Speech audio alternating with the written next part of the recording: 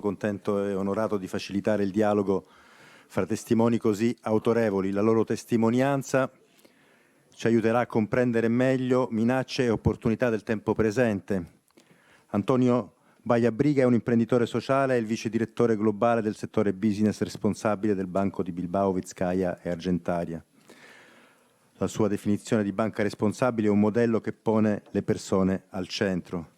Christopher Barrett è professore di economia applicata e management alla Cornell University, ha ricevuto premi nazionali ed internazionali, è membro dell'American Association for Advancement of Science e anche di altre associazioni, Agriculture and Applied Economy Association, African Association for Agriculture Economists.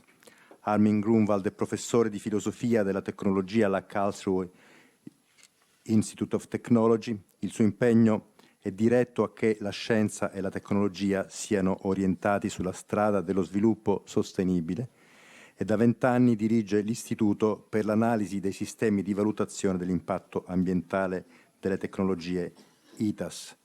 Marco Morganti è un banchiere, è laureato in filologia rinascimentale, si è occupato anche di turismo, arte e cultura e CEO di Banca Prossima, l'istituto di credito del gruppo Intesa San Paolo, specializzato a operare nell'economia sociale. Io sono Paolo Ruffini, sono il prefetto della comunicazione della Santa Sede, ho fatto per 40 anni il giornalista nella carta stampata, alla radio e nella televisione. Abbiamo un'ora di tempo per parlare, parleremo di business responsabile, di educazione alla politica sociale, di finanza etica, di sicurezza alimentare, dell'impatto della digitalizzazione nell'economia integrale. Per parte mia limiterò pochissimo il mio compito di introduttore e poi di coordinatore. Vorrei solo dire, introducendo questa sessione, di quanto importante sia il ruolo della comunicazione nel costruire o nel distruggere una consapevolezza responsabile, nel nutrire o nel malnutrire le nostre identità in divenire, nell'essere strumenti di comprensione o di fraintendimento di ciò che è all'essenza della crisi del nostro tempo. Oggi, ce lo ricorda il Papa, l'essere umano è considerato egli stesso come un bene di consumo che si può usare e poi gettare. È una deriva che si riscontra a livello individuale e sociale, che viene favorita, credo, anche dai mezzi di comunicazione. Il denaro, ci ha spesso ammonito Papa Francesco, viene raccontato come un idolo. Ideologie che promuovono l'autonomia assoluta dei mercati e la speculazione finanziaria vengono spacciate come verità assolute e incontrovertibili. E la comunicazione digitale rischia di inseguire, a volte persino reclamare, promesse bugiarde in cui poi finisce con il credere. Per questo occorre in tutti un sovrappiù di responsabilità, che non è una ricetta bella e pronta, un algoritmo, una formula. La responsabilità è un metodo per la ricerca del vero, del bene, del giusto, ed è un impegno al quale gli operatori della comunicazione non possono sottrarsi. Un giorno i nostri figli e i nostri nipoti potrebbero chiederci: ma voi dove eravate? In questo senso credo che il nostro racconto della crisi debba partire dall'idea che ciò che sta andando in crisi è la globalizzazione cattiva, è un sistema malato, è un modello che ha posto ai margini la centralità della persona. Se non apriamo gli occhi rischiamo di precipitare nel futuro, rischiando di essere ciechi, guidati da altri ciechi, che anziché costruirlo, il futuro lo sabotano. Come scrive il Papa nella Laudato Si, al punto numero 47, i grandi sapienti del passato correrebbero il rischio di vedere soffocata la loro sapienza in mezzo al rumore dispersivo della informazione, di fronte a chi ritiene che si combatta la inciviltà, diventando a nostra volta incivili anche gli operatori della comunicazione, così cedevoli alla tentazione di sentirsi estranei al racconto che fanno, dovrebbero sentirsi chiamati ad un sovrappiù di responsabilità. Do ora la parola ad Antonio Baia-Briga Torre Ghigliart. Lei ha ribadito più volte l'importanza che le imprese pensino alle persone prima di decidere. Il presidente della Bank of England, in un suo recente discorso, ha parlato della necessità che il sistema bancario pensi ad un nuovo orizzonte prima che i cambiamenti climatici delineino solo un orizzonte tragico. In che modo le banche possono cambiare il paradigma del business allargando i nostri orizzonti? Good afternoon, Prefect of the Castery for Communication, Chairperson of CAPP Foundation, ladies and gentlemen. It's an honor for me to participate in this conference here at the Vatican City to humbly share our experience regarding how to live Laudato Si. My speech is called Purpose-Driven Banking. So BBA is a global bank based in Madrid with 75 million customers, 125,000 employees, and with a strong presence in more than 30 countries, mainly in Spain, Latin America, US, and Turkey. I have been working for the bank 12 years, leading the responsible business discipline. Our role is to challenge the whole organization and to ensure that it systematically places the people at the core of decision-making in everything from product design to complaints management. Last year, the Holy Father told us that we are not doing enough to save our common home and the future of life on Earth, that we really need a deep transformation at all levels, citizens, corporations, institutions, and politics. Pope Francis said our planet also needs urgently to be repaired and secure for a sustainable future. There is a real danger that we will leave future generations only rubble, deserts, and refuse. One of the goals of this conference is to explore which models of production, consumption, or finance, and which good practices have proved capable of implementing an integral ecology. In my speech, I will try to share our own journey to redefine the way we do banking, to have a truly positive impact in people's lives. In order to do that, I will structure my presentation in 4 points: our vision about the world we live in, how we must redefine the role of banks in society, third, BBA's ambitious response to face this reality, and finally, a collective initiative called the Principles for Responsible Banking. So our vision about the world we live in is marked by a sense of urgency, but also a sense of opportunity. We are living in an inflection point in the relevance of social and environmental issues in the financial sector due to 5 forces. First, the global agenda marked by the Paris Agreement and the SDGs, an ambitious agenda that commits not only states, but also corporates. In second place, the tremendous market opportunity generated by the SDGs, a market estimated at 12 trillion by 2030, and an annual investment expected of 6 trillion.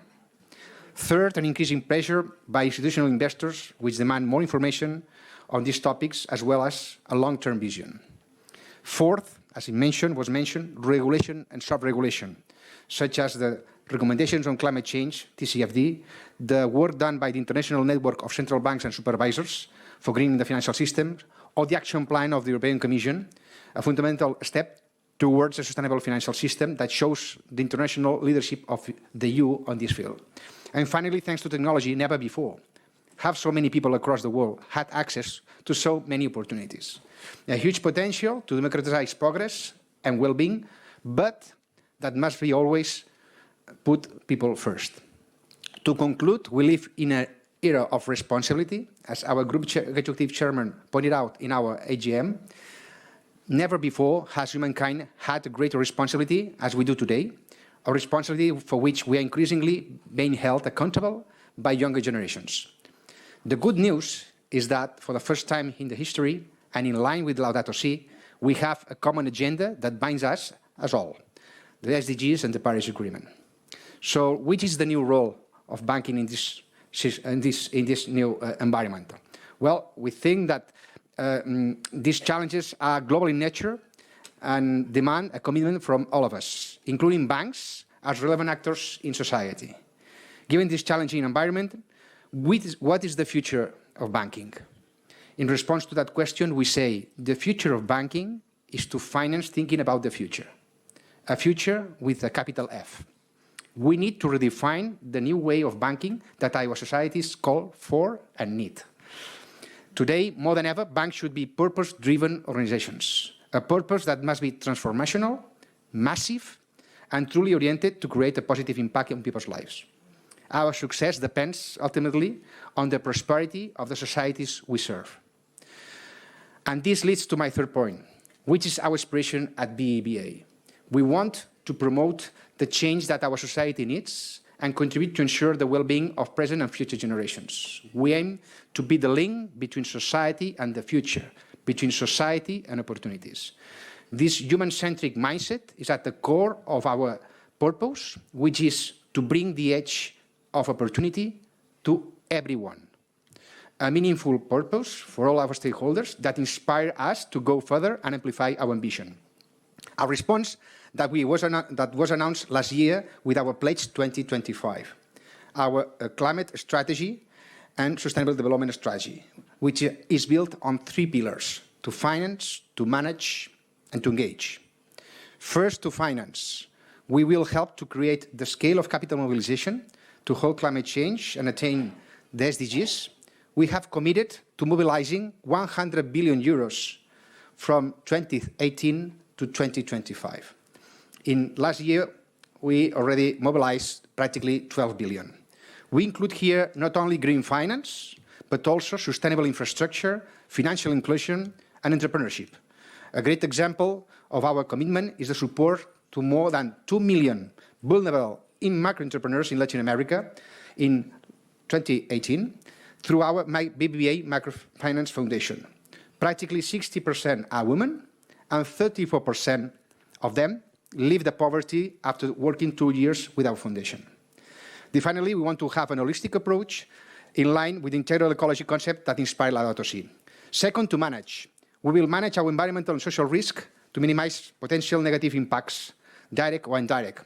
We have been the first bank in the world to disclose our exposure to fossil fuels, and we work progressively align our lending activity with the Paris climate objectives, as we announced last December in Katowice, together with other 4 banks, ING, BNP Paribas, Société Générale, and Standard Chartered. We have also set sector norms in energy, mining, infrastructure, and we have set a target to become 100% renewable in 2030. And the third pillar of our strategy is to engage, because we are totally convinced that we alone, we cannot do a lot. We will engage with all stakeholders to collectively promote the contribution of the financial industry to the sustainable development. In this sense, and I conclude on the last point, last year we worked together with 27 banks at UNEP-FI, the UN partnership with the financial industry, to promote the principles for responsible banking, which will be finally signed next September in New York. A set of principles that require aligning our business strategy to the SDGs and Paris Agreement, promoting the positive impacts and reducing the negative ones, working with our clients to promote sustainable practices, engage proactively with other banks' stakeholders, implementing the right governance and culture to achieve specific long-term targets, and all this with transparency and accountability. We are convinced that these principles are the response that our society needs. The principles are their initiative to show the strong commitment of banks to finance thinking about the future. The principles are the best framework to build a global coalition of banks to create the scale of change that our world needs. It's a clear example, I would say, of the request done by the Holy Father in chapter number 5 of Laudato Si about dialogue, principles, interdependency, common plan, transparency, and also cooperation.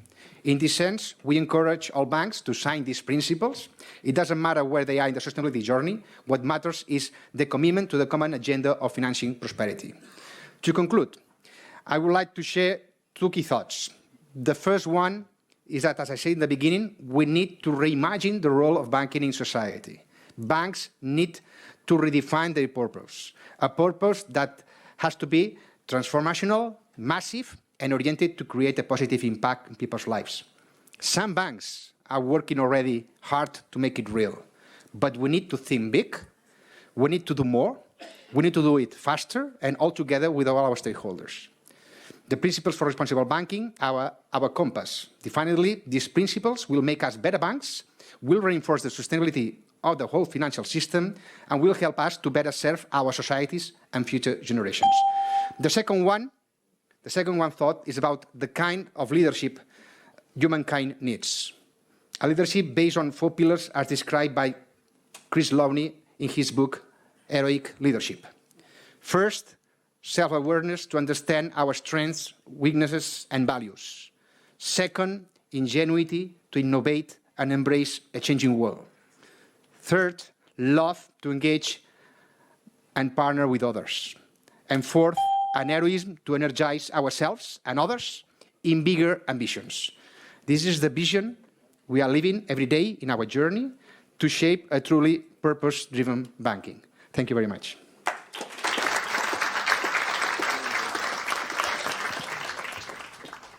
Grazie ad Antonio Bagliabriga. Adesso la parola al professor Christopher Barrett della Cornell University.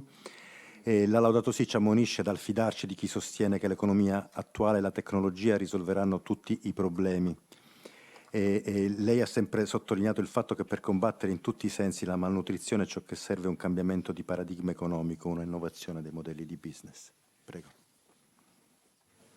Thank you very much for inviting me to join you here. It's a great honor to get to speak with all of you about something very dear to my heart, the challenge the world faces around food security, which is centrally related to the Pope's message in Laudato Si, and as I will try to explain in a few brief remarks, that really the challenge boils down to 3 S's: science, solidarity, and subsidiarity. So first, it's worth reminding people what advances a slide. There we go. What food security is, as agreed by the international community. Food security is often misunderstood as simply making adequate food available. But the agreed definition of food security is that all people at all times will have access to sufficient, safe, and nutritious food that satisfies their needs and their preferences. This really enshrines the core ideas of human dignity that are at the core of Catholic social teaching. It enshrines the notion of subsidiarity, that individuals need to take responsibility for their own needs and their own preferences, and solidarity, that we all have an obligation to help people to meet those needs and those preferences. And I would argue that food security may prove to be the defining global challenge of this century. And the reasons are fairly straightforward. First, as I'll explain shortly, more than 2 billion humans, I doubt anybody in this room, but 2 billion people not in this room, suffer from food insecurity today. They simply don't get that healthy diet necessary for an active and healthy life. That is a fundamental offense to integral human development. We can't achieve integral human development as the Church calls us to pursue without advancing that food security objective. Second, social stability depends upon food security. During the 2008 and 2011 food price spikes that we saw across the world, more than 50 countries suffered violent food price riots. We see that happening today in places like Venezuela, as you see in that graphic on the screen in front of you. And the planet itself that the Pope speaks so eloquently of is threatened by the needs to provide for humankind through adequate food production, with deforestation, soil degradation, and the excessive use of water being major challenges we face. So food security depends upon promoting the science that will enable us to make advances necessary to meet the needs of the poor and the planet at the same time. And that sounds like a daunting challenge. I'll make the case in a moment that we have actually done this before, and we can do it again. But it requires showing solidarity with the poor through generous and effective social protection schemes and safety nets that we have likewise been able to put in place in more than 130 countries now. And it requires embracing subsidiarity, devolving to the lowest levels possible the authority to make decisions. The greatest advances in poverty reduction in human history have come as governments that insisted on controlling their citizens' lives devolved to communities and private businesses and individuals the rights to make their own productive decisions. And the energy and productivity released through honoring the principle of subsidiarity has enabled explosive growth, especially in East Asia, where we've seen dramatic poverty reduction. Now, I said that we've been able to do this before. So if you go back 50 years and you think about the Malthusian predictions that existed, the world was on a course, it seemed, for mass starvation. 50 years ago, we didn't have enough calories to feed all the world's population adequately. 20 years ago, we surpassed having adequate per capita calorie availability, as shown in this graphic. Even the most food-deficient continent on Earth, sub-Saharan Africa, 15 years ago, got to the point where there is more than enough calorie availability to satisfy every man, woman, and child's need every day of the year. So that was created largely through scientific advance, along with major progress in empowering communities and firms and farmers to make decisions, honoring the principle of subsidiarity. Indeed, the most telling statistic is that over the last generation, we have provided adequate nutrition in the sense of adequate calories, a very minimalist definition, to an extra 90 million people a year. That's an extra 1.5 million people every week who were getting an adequate diet who previously weren't the prior week. If you want to know that we are capable of meeting this challenge through science, through providing safety nets and social protection, you need only look at recent history. We've been doing it. Of course, the challenge is that the challenges we face coming up, like the slide that will hopefully be coming up in a moment, are a little different and a little more daunting than the ones we had in the past.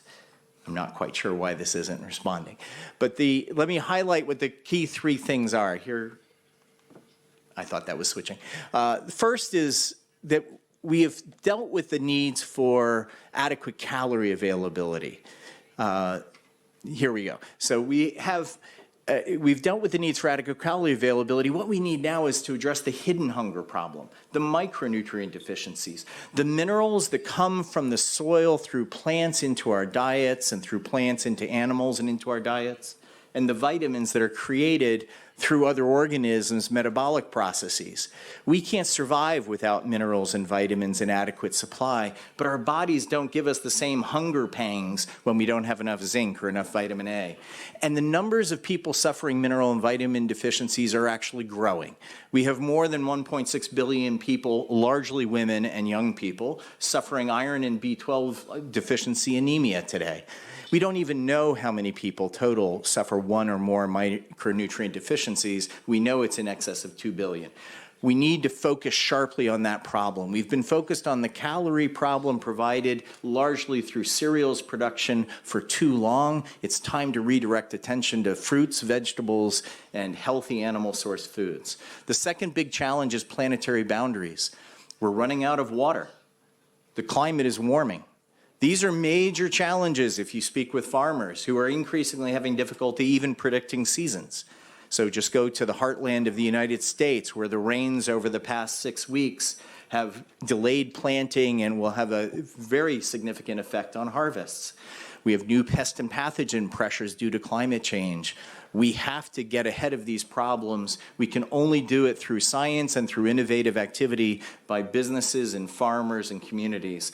Finally, we have to confront the fact that now the biggest food security challenges coexist with conflict. We are no longer in a situation where there are children going hungry in villages at large scale without those villages also facing violence. And we must address the challenge of violence if we're to address the challenge of hunger. Right now, the problem is spatially concentrated increasingly in Africa. It used to be just a generation ago that only about 1 out of 4 of the poorest people on the planet were in Africa. Today, it's more than 4 out of 5. Poverty traps are a real thing. We have to address them. Science and solidarity can help us do it. There are 2 key things I need you to understand before I try to close up. I will skip a number of slides. First is that the problems are global in the sense that the world food economy is highly integrated, but they're fundamentally local. More than 70% of the food consumed by humans any given day were produced in the same country in which that consumer sits. Food systems are fundamentally local. That tells us that the subsidiarity principle at the heart of Catholic social teaching can deeply inform the way we attack the food security problem, because we must customize the approach to the local needs of local production systems and local consumers. And as those systems change with urbanization, with income growth, we must accommodate those. And in particular, we must show solidarity through social protection schemes. India's Rural Employment Guarantee Act is a shining example of the world's largest constitutionally guaranteed right to work to ensure that poor people don't have to go hungry in the wake of drought. The other big problem that we face, let me skip ahead if I can make these slides advance. The other big problem that we face besides the global side of this, forgive me, I don't know quite why my slides are non-responsive, is that the challenge of food loss and waste is a process-based challenge within the food value chain. So to take just zinc in the example I show you in this graphic, people often talk about, indeed the Pope reflects directly on the problem of food loss and waste in Laudato Si, but we lose more than 60% of many essential minerals in the process of transforming from harvested crop through post-harvest processing, feed to animals, and turned into foods for humans. We can address this leakage of essential minerals in the system through science, through innovation, from good business practices. But until we start recognizing and confronting the challenge, we can't solve this and the myriad other micronutrient deficiencies we face and the associated planetary boundary changes we have with water and soils management. Somewhere in here I have a final slide that I'm struggling to get to. My apologies. And I just went right past it. So let me just close with 5 quick points. One, we have to focus more on growing the supply of affordable and healthy minerals and vitamin supplies from fruits, vegetables, and animal-sourced foods. We no longer have to confront the cereals challenge. We need to move to new commodities.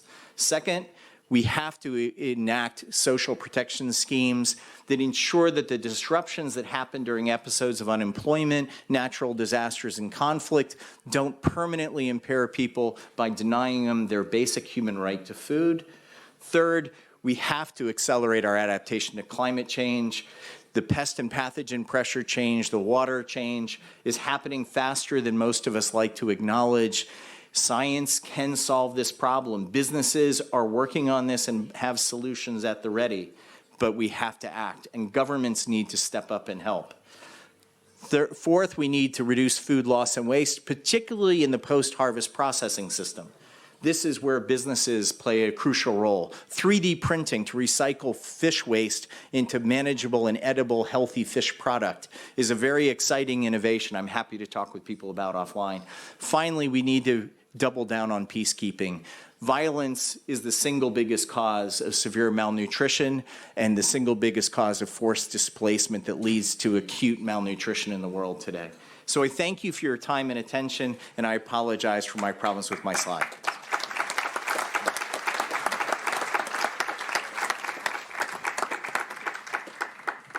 Grazie al professor Barrett. Do ora la parola al professor Armin Grunwald dell'Istituto di Tecnologia di Karlsruhe. La sua testimonianza sarà sull'impatto della digitalizzazione sulla ecologia integrale, cioè sul rapporto tra umanesimo e civiltà digitale. L'aggettivo integrale, che significa intero, ci invita, credo, a ricucire l'unità perduta dei nostri ragionamenti ed è anche la chiave a non vivere in maniera sconnessa, smembrata, l'era della connessione digitale. Prego, professor Grunwald. Yeah, thank you. I'm back again. Hello. I wondered a bit, this word testimonial, what this should be. I guess this is my first speech called testimonial. I'm used to give presentations, speeches, lectures, and so on, but not testimonials.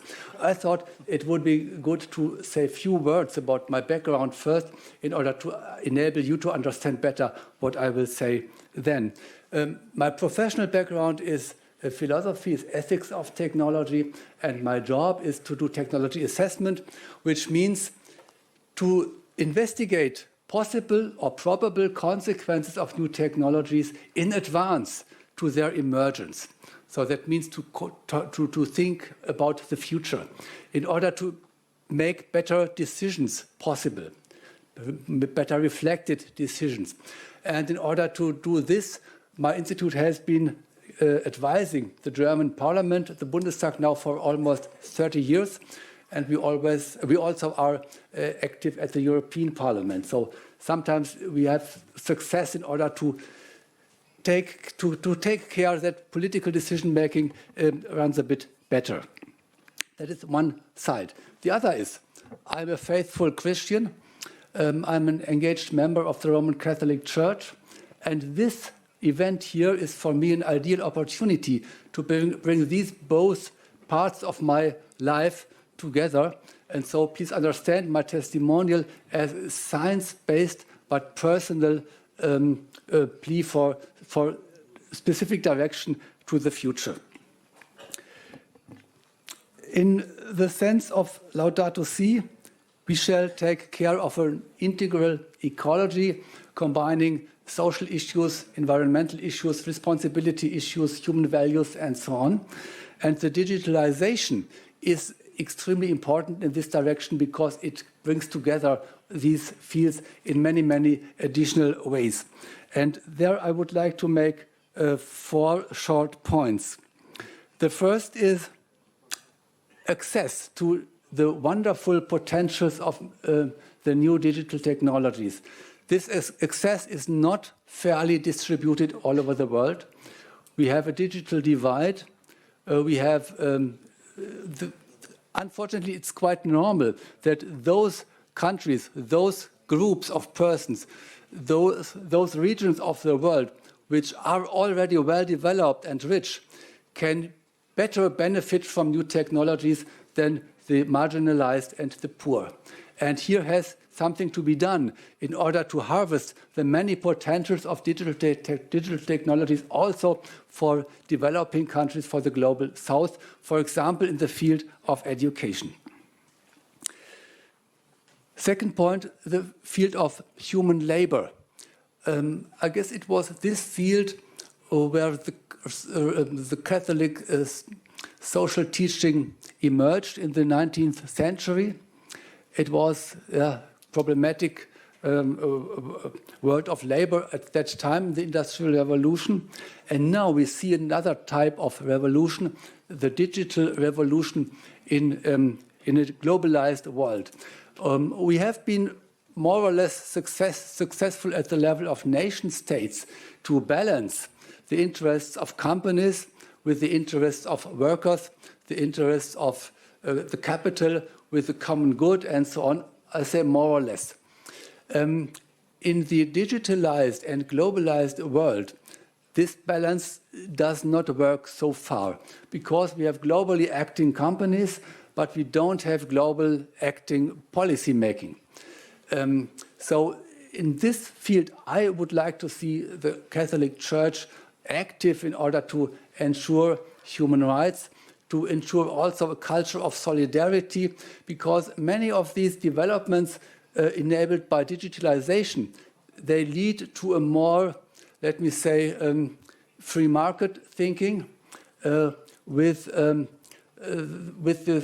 the winner takes it all philosophy behind. For example, crowd working is a mechanism working on international digital platforms where the word of solidarity must be invented anew, I guess. So there is a lot to do also for Roman Catholic social teaching.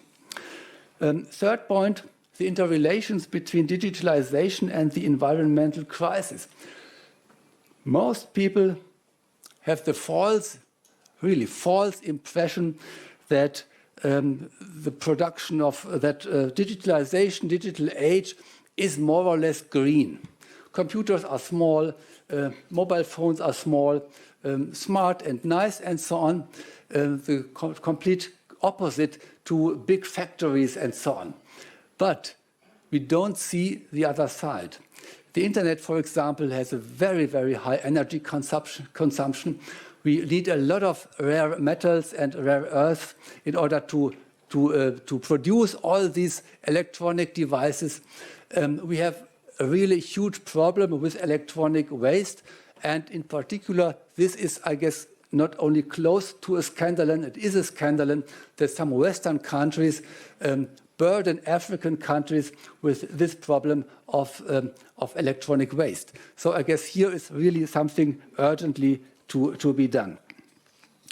My fourth point is, it's more to my professional life, technology determinism. It is the idea that technology develops by a kind of self-dynamics, and that we as citizens, as consumers and so on, only can adapt to technology. This was the old idea in the 1960s and 70s when technology assessment emerged. Then it was overcome by the idea of shaping technology. for example, in this approach of responsible research and innovation. But nowadays, in the field of digitalization, I feel that there is a revival of old technology determinism. Many people from the economy, sometimes also from politics, and many scientists, they talk about the digitalization as a kind of tsunami, a kind of earthquake, where we can't do anything except to adapt ourselves. And this is a wrong perception of the digital revolution, because if you think more about it, you see immediately all these digital products and services, they don't grow by themselves. They all have been made, developed and made by humans, by engineers, by computer scientists, and so on and so on. And all these people are working in companies, in secret services, wherever. They have their own interests. They have their own values. And if we, as a Christian community, would contribute to these processes, how technology is made, digital technology is made, then perhaps these technologies could be better in ethical and value respect. So this is my plea to engage in shaping technology. Unfortunately, the Catholic Church, and I guess also most of the other Christian churches, they have a problem with history in this respect, because during the 19th century, a deep alienation happened between science and technology on the one side and Christianity on the other. And then the Catholic Church mostly stood aside from technology, except biotechnology, medical technologies at some very specific places, raised sometimes moral concerns, but did not engage really in shaping technology. We are bringing ethics, bringing values, bringing Christian values to engineering, to companies. And I would really like to see the Catholic Church be more active in this respect for shaping the digital era. With its global presence and with having no particular stakes in the field, I guess the Catholic Church could be a very strong actor in a worldwide movement calling for a good Anthropocene, a good digital future, not only good for some people, for some countries, but good for all humankind. And I guess in this direction, it is really of high value to engage ourselves, because there are alternatives. There is no tsunami. There are many alternatives, and it's up to us to bring the idea of these alternatives to the makers of technology. Thank you.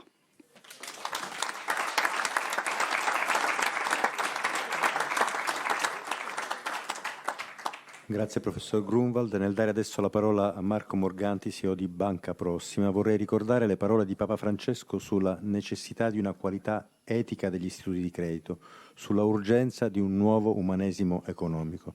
Quanto la sua esperienza ci dice che questo è possibile? Possiamo essere ottimisti o no? Molte grazie Prefetto e grazie Paolo. Sì, possiamo essere ottimisti, io sono decisamente ottimista. In una prospettiva di ottimismo anche i guai, le minacce che pesano sul mondo sono un fatto certo non positivo, ma utile, forse necessario. Noi abbiamo bisogno di convergere sulla consapevolezza che questo stato di cose non è più sostenibile. E questa convergenza c'è stata. Una discussione come questa 5 anni fa non sarebbe stata possibile. È spinta chiaramente dalla consapevolezza crescente che sia dal punto di vista ambientale sia dal punto di vista sociale questo stato di cose non è più sostenibile.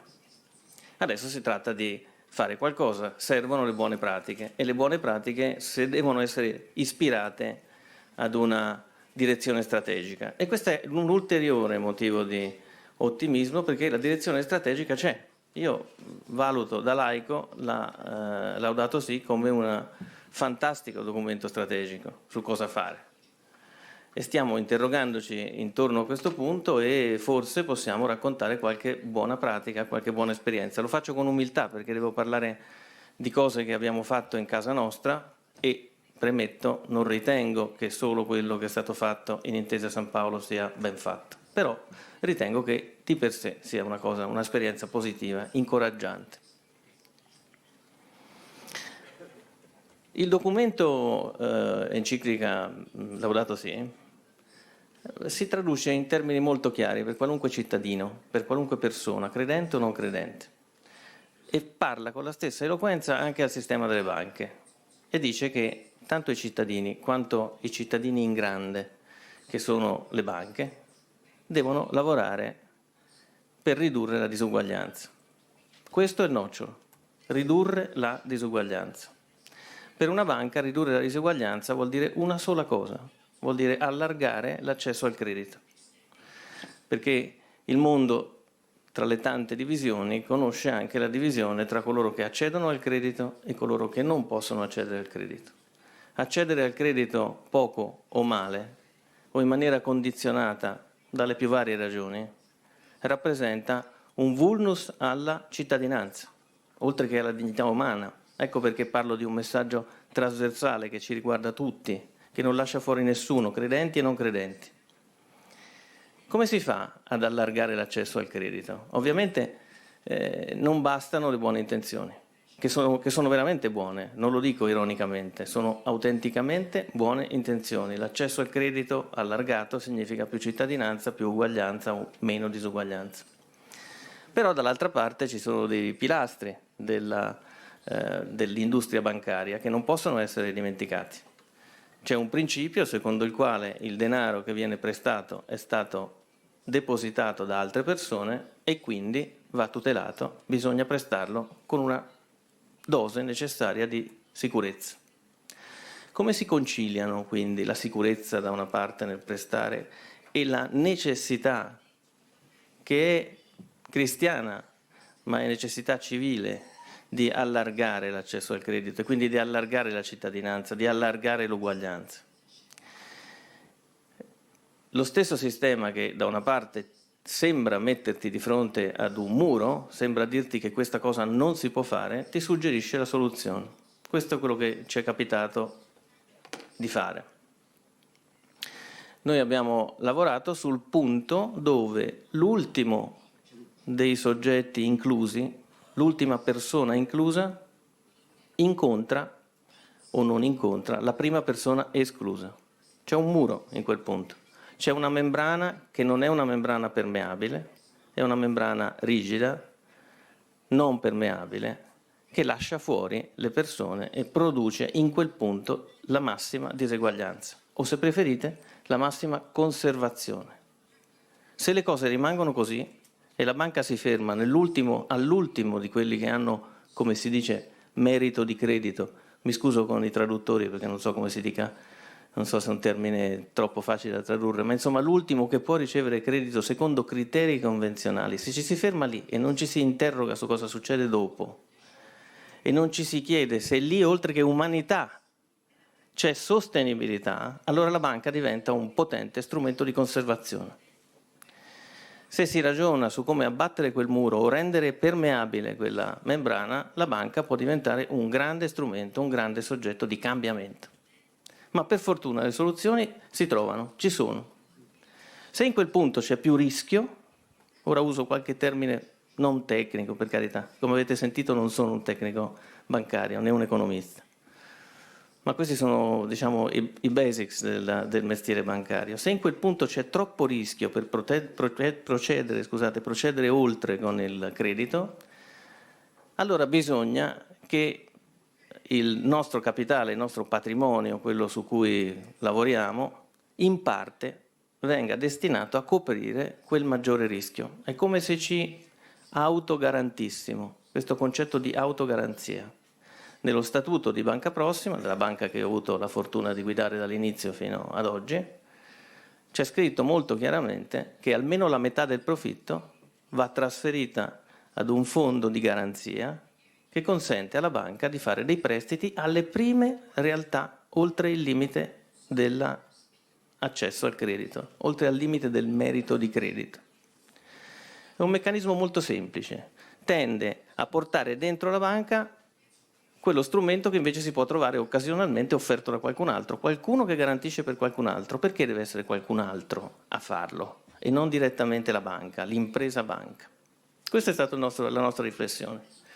Per 11 anni abbiamo lavorato così, per 11 anni abbiamo visto succedere una cosa bellissima, che è l'accesso al credito di soggetti che non avevano titolo per accedere al credito, e abbiamo visto che nel 91% dei casi, quei soggetti hanno restituito il credito che gli abbiamo dato. E quindi ciò che li teneva fuori dal limite era pregiudizio e non giudizio. Sono categorie morali, ma perché lasciarle fuori in una dimensione atecnica? Sono categorie morali. Solo in questo senso io parlerei di etica, mi permetto di parlare di etica. Quando le categorie morali coincidono con categorie tecniche. Allora, si trattava di un pregiudizio bancario. Se questa cosa ha funzionato così bene, perché lasciarla confinata al lavoro di una banca piccola, Banca Prossima, all'interno di un grande gruppo bancario che invece si occupa di tutti i clienti possibili? Noi abbiamo fatto questo nel nostro ambito, che era quello dell'economia sociale. Abbiamo lavorato così con cooperative sociali, fondazioni, associazioni, parrocchie, opere sociali di tutte quante le chiese. Beh, si poteva, dopo 11 anni di buone esperienze, si poteva provare a generalizzare questo principio. Ed è quello che è successo. Ecco la buona pratica. Ecco la palla di neve che rotola lungo le pendici della montagna. Oggi esiste un fondo molto più grande di quello che noi abbiamo accumulato, molto più grande, all'interno del patrimonio di Intesa San Paolo, che consente di fare dei prestiti con un moltiplicatore, adesso senza troppi tecnicismi, diciamo che il fondo è di 250 milioni, i prestiti che potremo fare sono di 1 miliardo e 250 milioni, solo e unicamente a soggetti che non hanno merito di credito, perché abbiamo imparato che lì c'è spazio per fare un altro miglio e che ogni miglio, anzi ogni millimetro che si fa in quella direzione vuol dire cittadinanza, vuol dire uguaglianza, vuol dire rispetto della condizione umana. Questa è stata l'esperienza di Banca Prossima prima e di Intesa San Paolo, come un figlio di 11 anni ha alla fine contagiato la mamma che lo ha fatto nascere 11 anni prima. È una storia molto bella, io la trovo in qualche modo provvidenziale, ve la dico con ottimismo, è un ottimismo che si fonda sull'emozione che tutto questo mi dà, tuttora. Quando abbiamo deciso cosa fare di questo potenziale 1 miliardo e 250 milioni, abbiamo puntato nel grande libro delle pagine non scritte della giustizia in Italia, nel nostro paese, lo dico a beneficio anche di coloro che non sono italiani. Noi non sappiamo fare il diritto allo studio. E siccome non sappiamo fare il diritto allo studio che abbiamo scritto nella Costituzione, abbiamo un capitale umano che non può competere con quello degli altri paesi. Ma questa è una visione economicistica. È da rifiutare il fatto che un ragazzo non possa studiare, punto, al di là del fatto che questo danneggia il PIL del paese. Insomma, la prima operazione che si è fatta è stato un prestito per tutti gli studenti universitari italiani che accedono a questo diritto, perché si tratta di un diritto, il diritto di realizzarsi, con un prestito a condizioni convenienti, non sto a dirvi né tassi, vi dico solo che si restituisce in 30 anni, si smette di restituirlo quando si è cittadini adulti e verosimilmente anche dotati di un lavoro finalmente, oltre che di una famiglia e di una piena cittadinanza. Insomma, è una piccola buona pratica, quella di Banca Prossima, promette di essere una grande buona pratica quella che ho raccontato. E se si può fare, allora bisogna farlo. Grazie.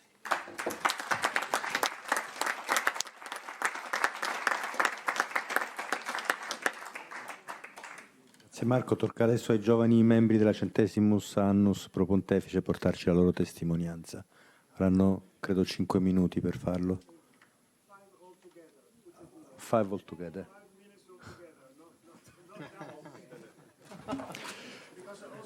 So 2, yes, and then Padre Oquetta. Good evening, everyone, and thank you for being here still. We'll give a short presentation to talk a bit about our testimony of how we, with the young people within CAPP, try to make a nice contribution. We've prepared a few slides, we run them over, and we will be here the full conference, so if you have any further questions, we're always here. But the main message will be, we try to make sure that also young people explore the Catholic social doctrine, try to make the change that the Holy Father asks of us to change our lifestyles and change our hearts, also within CAPP. And we think we are here in the right place also to join your discussions, especially also as the Holy Father said during the World Youth Day in Panama already, you dear young people are not the future, but the now of God. And we see that as a call also to take part in these discussions today and the next few days. And to kick off, Eutimio was kind of the start of this group's commencement. I don't know if he recalls, but in 2017, he rightly, I think, observed that the amount of younger people was still a bit limited. So he said, well, we hope there will be some new young people joining. And a few days later, during our excursion to Castel Gandolfo, I met with Paco, and we joined forces and made this plan to see if we can get this group together and organize a platform where young people can meet. So what have we done? Last year we could announce that we kicked off, and in between we've been able to attend the conference last year with a nice group. You can see the picture in the middle, already some 20 people. During the course of the year, we've been in touch basically continuously, using all kinds of the modern modes, WhatsApp, Skype, LinkedIn, but especially talking online many times, bringing together all our different nationalities, currently some 6 or 7, and we like the increase of the group, but at the same time finding a good time spot to have a Skype call gets more and more difficult, but we do our best. And we managed already some contributions. Last year on AI, this year we were inspired by the topic of blue gold, water and the essentials of securing fresh water for everyone. And in the next year we hope to grow a bit more. That's what Paco will talk about. Thank you very much. Also, thank you, Herr Jan, because without your support, this wouldn't have been a reality. I'm going to share quickly our goals. We discussed them this morning all together. We were at least around 15 people this morning, but there are more, like 31 people under 35 attending this conference. We are very happy. The first goal is be the bolder voice of the young people in CAPP. We are aware that being here is a great opportunity where we learn things that we were not able to imagine before. However, our world is changing faster than ever, and these changes are generating a great deal of uncertainty that impacts our lives directly. We had the opportunity to contribute providing our point of view, as Herjan said before, and we would like to keep doing it. In second place, we want to promote the social doctrine of the Church. This is the core of this foundation, and we think it's a powerful driver that not many people which are young are aware of. Our second goal is changing this, and how we do it is deals with the third goal, which is getting more visual. As you may know, focus is not one of our virtues of the young people, so it's important to grab our attention if we want to get involved and to understand why we are moved by social doctrine of the Church. And finally, our last goal deals with making a strong some of the different generations that are present here in CAPP. This foundation is rich in diversity and knowledge, and if we were able to create a formula where learnings can be shared, we have a great opportunity to increase the impact of our work. Next steps that I'm going to share very quickly with you. First of all, we want to facilitate to other young people to have the experience we have. For us, it's very special to have the opportunity to share our faith concerns with more people from all over the world here once per year in Rome, but also every time we have an online meeting. Secondly, we want to further our think tank activities, also our do tank activities as we hear today. But first we have to think, since we are less experienced than we think we should be careful in how we start our next steps. And finally, I want to say, as we heard today, this foundation is pro pontifice, and Papa Francesco has summoned young people to discuss about the current economic system. We have the goal to be in Assisi next year, and we are sure that our contributions will be much richer if we have your help here. Finally, last but not least, I encourage all the members of CAPP to spread the word about this international network we just started, and we want to welcome many other youngs here.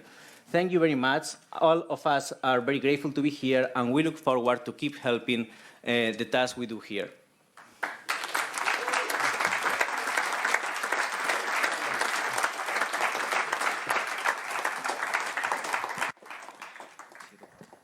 L'ultima testimonianza è quella di padre Francesco Occhetto, un gesuita, scrittore di civiltà cattolica. I suoi corsi insegna ai giovani il senso più vero e più profondo della politica come cura della casa comune. 5 minuti, credo, anche tu, Francesco. Sì, grazie. Dottor Ruffini, dunque più che una testimonianza io volevo solo consigliarvi di leggere un foglio che avete nella cartellina che propone appunto dei corsi di dottrina sociale nella Chiesa che la Fondazione Centesimus Annus offre. Sta a voi fare una scelta. E sono qui solo esclusivamente per dirvi questo. Questo può essere un corso come 1000 altri, senza che nessuno veda la differenza, oppure possiamo scommettere insieme almeno su 3 obiettivi. Il primo è in pochi anni formare una comunità di persone formate alla scuola della Fondazione che possono ritrovarsi, sentirsi, aiutarsi, essere nelle aziende come il lievito nella farina. L'ho ricordato anche l'ultimo intervento. È importante curare il capitale umano e un corso di formazione lo può fare. Il secondo obiettivo è permettere alla Fondazione di avere una formazione permanente, che è una parola a noi gesuiti molto cara, la formazione permanente, non permettere che si arrivi e si sappia già, ma continuare insieme a ricercare, ad approfondire, a discernere. Terzo punto è aiutare anche le nostre chiese ad apportare quello che noi come carisma, come fondazione possiamo fare. E allora quello che stiamo facendo nel corso di dottrina sociale italiano è esattamente aiutare la Chiesa italiana ad arrivare nell'appuntamento che avrà nelle settimane sociali del 2021 e nel nostro specifico aiutarla proprio sotto questo tema.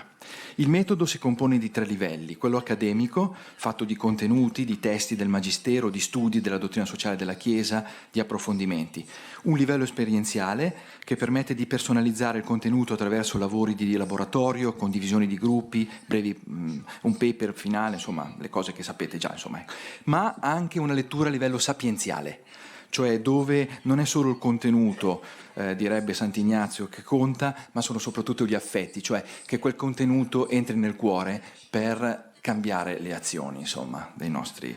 Allora troverete le date, i moduli sono 3 moduli a Roma, di un fine settimana, sabato e domenica, per 3 volte, e 4 moduli online, che questo permette di ridurre le spese e di coinvolgere anche tante persone che non sono solo romane. L'ultima cosa che volevo dirvi è che attraverso anche la collaborazione di Don Walter, quest'anno siamo riusciti a toccare il livello spirituale, il livello contenutistico e anche coinvolgere la testimonianza dei membri della Fondazione che apportano e danno ai corsisti la possibilità poi di diventare anche membri della Fondazione. Finisco nel dire questo. Nel punto 37 dell'enciclica che noi seguiamo, che è la Centesimus Annus, si legge che è necessario ed urgente una grande opera educativa e culturale, e nel piccolo quello che vi offriamo è esattamente per onorare quello che Giovanni Paolo II ha scritto. Grazie.